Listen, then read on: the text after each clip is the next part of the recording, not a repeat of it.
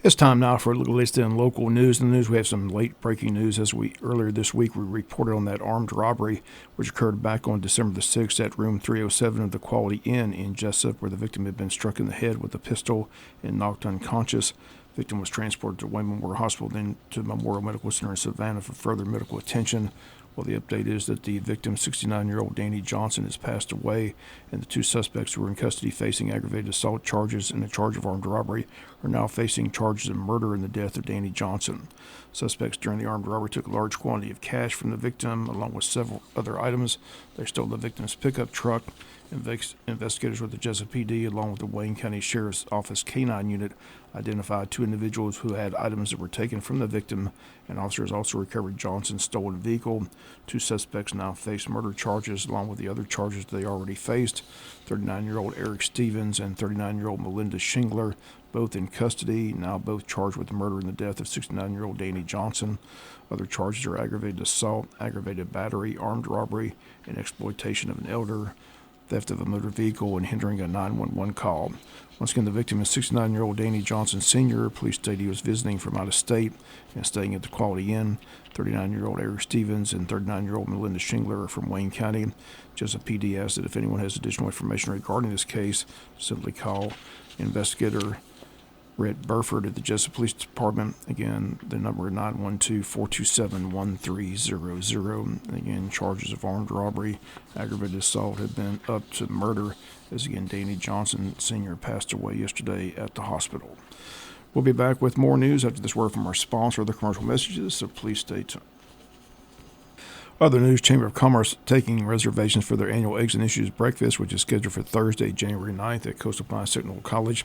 Wayne County's local delegation will preview the upcoming Georgia legislative session, which will take place in Atlanta beginning on January the 9th. Guest speakers will be State Senator Blake Tillery, Representative Stephen Meeks, and State Representative Buddy DeLoach.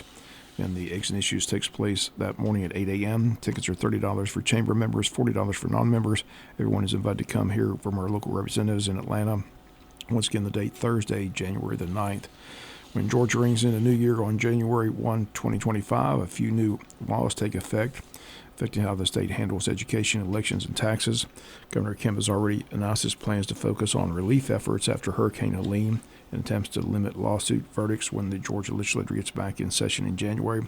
Session again begins on the 13th. Here are some new laws taking effect on January 1st. Under Senate Bill 223, students who attend the lowest performing schools in the state will be eligible to apply for a $6,500 voucher to allow for what lawmakers call educational freedom. Money can be spent on private school tuition, textbooks, transportation, homeschool supplies, tutoring, or early college courses for high school students.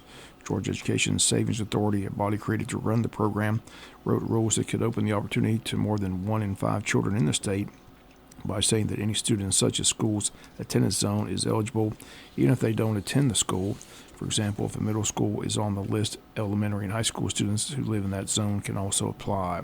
Law capped spending at 1% of the funding formula for public schools, or $144 million.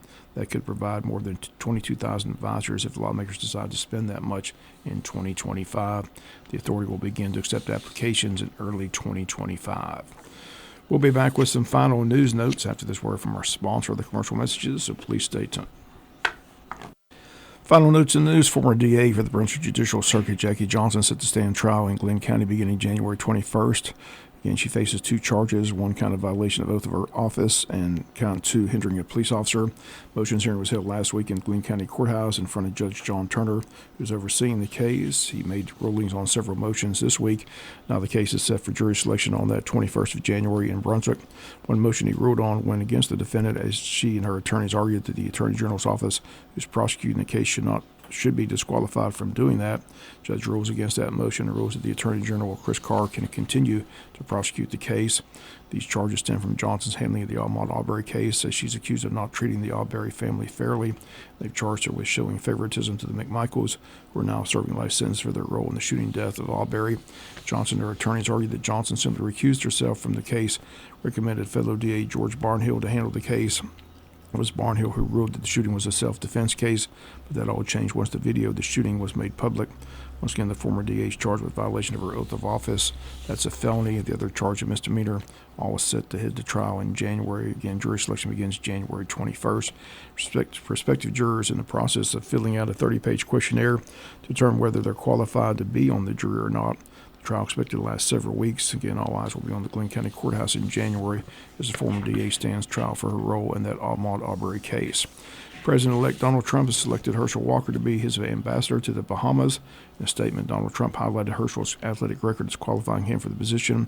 Also, he will serve as co-chairman of the President's Council on Sports, Fitness, and Nutrition. Will conduct speaking appearances discussing mental health issues. Trump says Herschel spent decades serving as an ambassador to our nation's youth, our men and women in the military, and athletes at home and abroad. And Donald Trump and Herschel have a relationship going all the way back to the days of the USFL, as Donald Trump owned the New Jersey Generals, was able to get Herschel to sign out of the University of Georgia after his junior season. That's going to do it for the latest in local news. Sports comes your way in a few minutes. Bob Morgan, have a great day.